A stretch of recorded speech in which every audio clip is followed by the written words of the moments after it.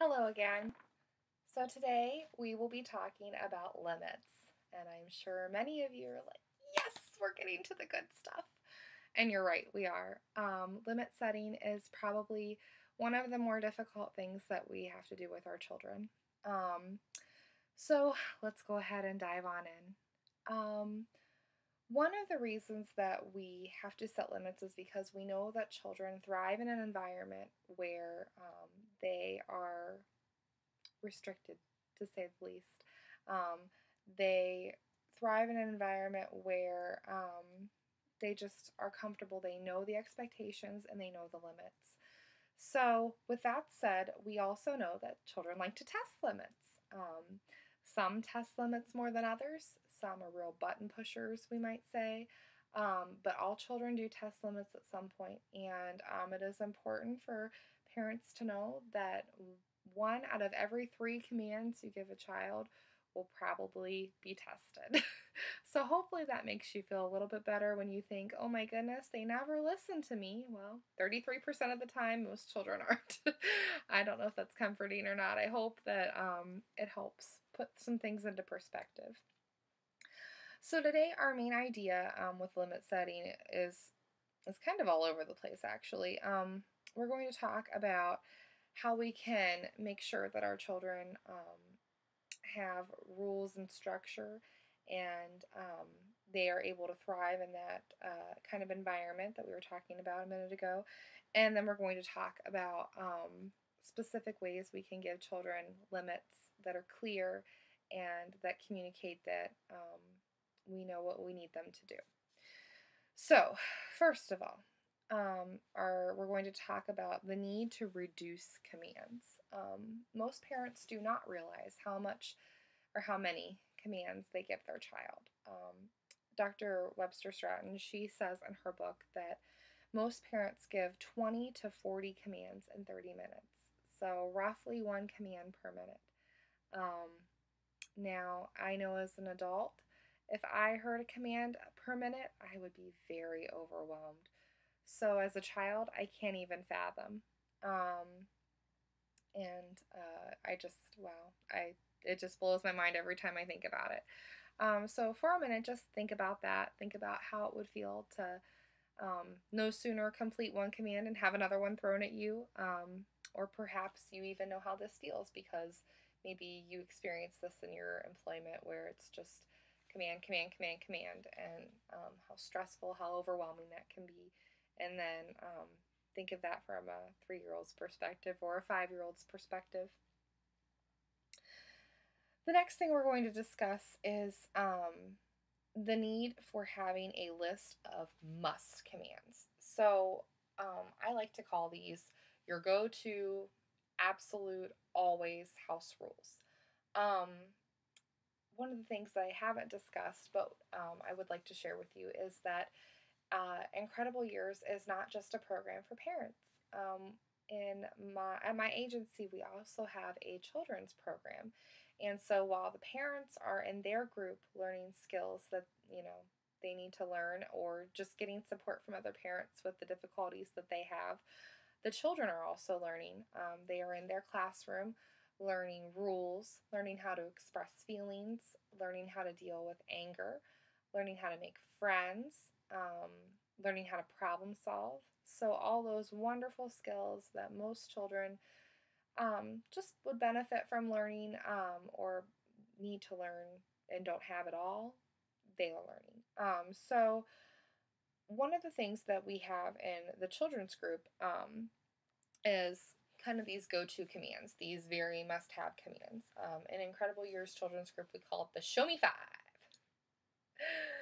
So, just to give you an example of some clear must-have commands, this is what our list of rules is in Incredible Years for a classroom setting. Now, you can modify these and use these at home too. And if you would like help with that, I actually have a little hand with some rules on it that are good for home. But anyway, I'm off on a tangent. So this is what the Show Me 5 is. When I say show me five to my little kids at Dinosaur School, at Incredible Years Group, we call it Dinosaur School, they know that they need to show me helping hands, walking feet, an inside voice or quiet mouth. They need to have their eyes on the teacher, and they need to have their listening ears turned all the way up. And when they do all five of those things, they raise their hand and they put a bubble in their mouth. It's a show me five. So that is an example of very short commands. Rather than me say to my children, don't run, I'm going to say, use your walking feet. Rather than me say to my children, don't hit, I'm going to say, use your nice, gentle helping hands. Rather than me saying to my kids in my group, don't scream inside this building, I'm going to say, we use our quiet inside voices. We're always stating the positive. A lot of times when children hear no or don't, they completely tune out whatever comes after it. They're so used to hearing those words, no, don't, that they kind of lose their significance. And that's something else that we can think about for a minute. How many times do we say the word no to our children, or stop, or don't? So rather than tell our children what we don't want them to do, let's tell them what we do want them to do. We're going to state exactly the behavior that we expect from them. So that is one way to give a very clear command, and the show me five is a good example of that. Another important thing that we need to remember when we're setting limits with our children is their brain capacity, their functioning. It is very easy for us as adults to forget that it takes time for their little minds to process what we're saying. So a good rule of thumb when you give a command for your child is to wait 5 seconds. And boy, does it feel like an eternity. So you might have to say to your child, clean up your toys, or clean up your trucks if we're going to be really specific. So I'm going to say clean up my trucks, and in my head, and maybe even on my hand to help me, I'm going to go 1001, 1002, 1003, 1004, 1005. And I'm going to watch, and I'm going to see if at that point my child has completed the command, or if I need to repeat the command. So if your child has completed the command, perfect, no need. If the child has not completed the command, you can repeat it, and you can add this little clause. This comes a little bit later in most IY curriculums, but I'll just throw it in for you now, since we're on the abridged version here. So this is what you would say. You would repeat your command. Son, I need you to clean up your trucks, your cars, whatever I asked him to clean up, I forget already. Clean up those. And then you could say, I will give you until I count to 5, and if you have not cleaned them up, I will help you. So you're giving this child a choice. Again, it's the power of choices for our children.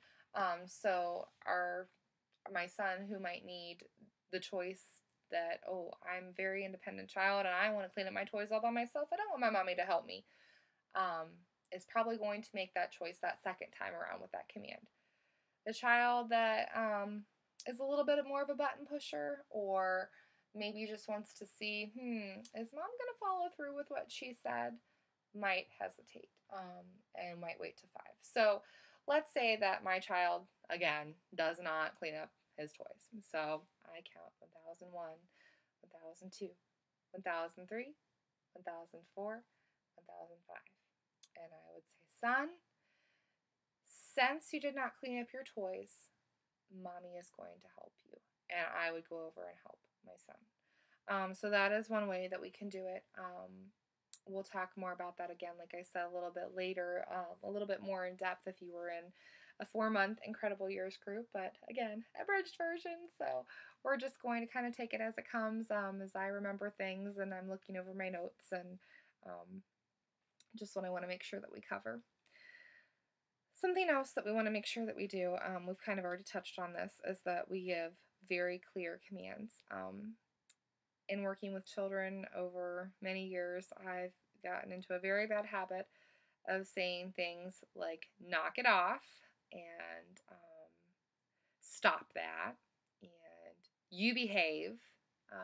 those kind of things. Those put the fear of God kind of things into our children, but does a child really know what it means to knock it off? Are we going to get their desired results that way? Probably not. So we can be more specific.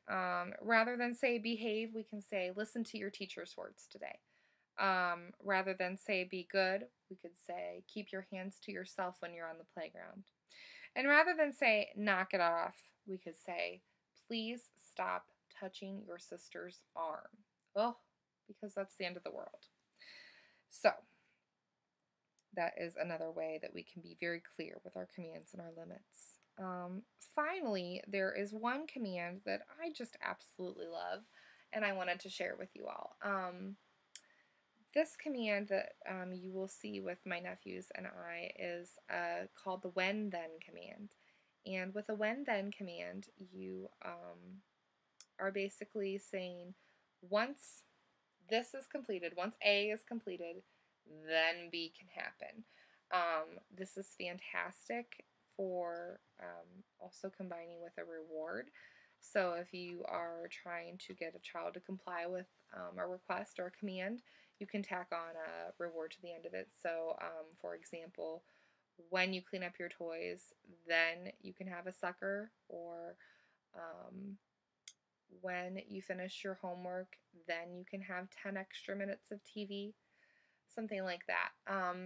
You, instead of saying when, you could also say first. So first you clean up your toys, then you get your sucker, or first you do your homework, then you may watch TV, something like that.